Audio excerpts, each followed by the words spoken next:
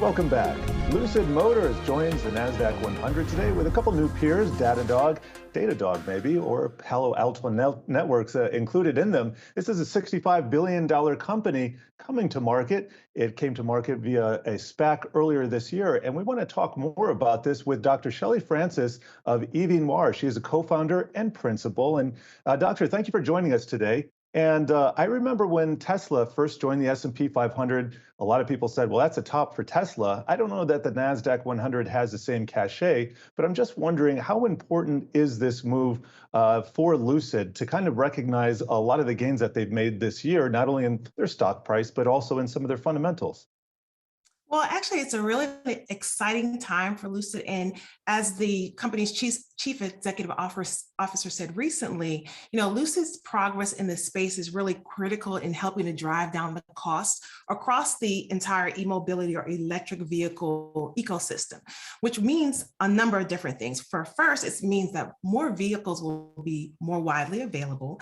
And in turn, that makes electric vehicles much more accessible to more communities and for people from varying backgrounds and financial means. And for our organization, so we have EV Hybrid Noir and EV Noir, our chief priority is really ensuring that electric mobility best practices are accounted for, as well as electric mobility, diversity, equity, and inclusion. And so Lucid's success will really have a cascading or a ripple effect of increased visibility, increased adoption, as well as affordability across the industry. And Dr. Francis, this is Emily here. Based on those tenets that you were just outlining in terms of EV Noir's sort of outline for success, what electric vehicle makers that are currently in the space right now do you think are best positioned to really be the leaders on those fronts? So I think the ones that are best positioned are the ones that are going to have vehicle offerings for diverse audiences. So for young professionals, for women, for people from with having vehicles at a diversity of price point is really going to be appealing to individuals. Because when you think about it, we're transitioning away from fossil fuel transportation. And so for many Americans, that's a huge shift in how they get to or get from point A to point B. So being able to pull that off in a way that really ensures that all communities have the opportunity to take advantage of this new technology is really critical. And of course, it's going to really require industry leaders like Lucid to take leaps forward in technology, in helping to drive down the costs for manufacturers, creating new jobs in this space, and making more benefits in terms of making the cost more affordable for consumers. And Doctor, I want to shift over to Tesla because we got some news this morning before the bell that Time Magazine is naming Elon Musk their Person of the Year. And I have this up on the Wi-Fi Interactive because Twitter kind of exploded a few minutes later. This is one of many different tweets that we have here. Jim Bianco of Bianco Research. In 1999, Jeff Bezos was Time's Person of the Year. Over the next 2 years, Amazon stock fell 94% to $6 per share. Just saying. And here's that iconic cover from 1999. But of course, Amazon went on to recover all of those losses and more than then some. I'm just wondering what you're thinking about this designation here by Time of Elon Musk.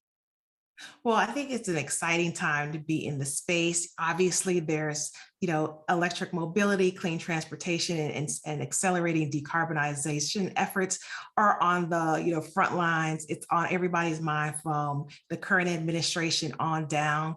And so really, this is a transformational time in transportation.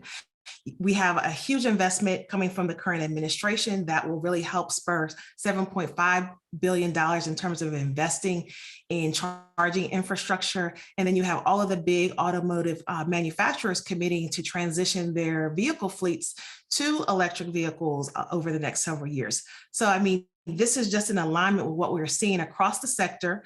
And again, it's really an opportunity to educate more communities and more audiences about what's happening behind the scenes. For those of us who are steeped in e-mobility and clean transportation, we know what's going on. But for those who are outside of that realm, this is an opportunity for more exposure to what's happening in the space and hopefully get people excited and energized about the new opportunities that this brings to the forefront.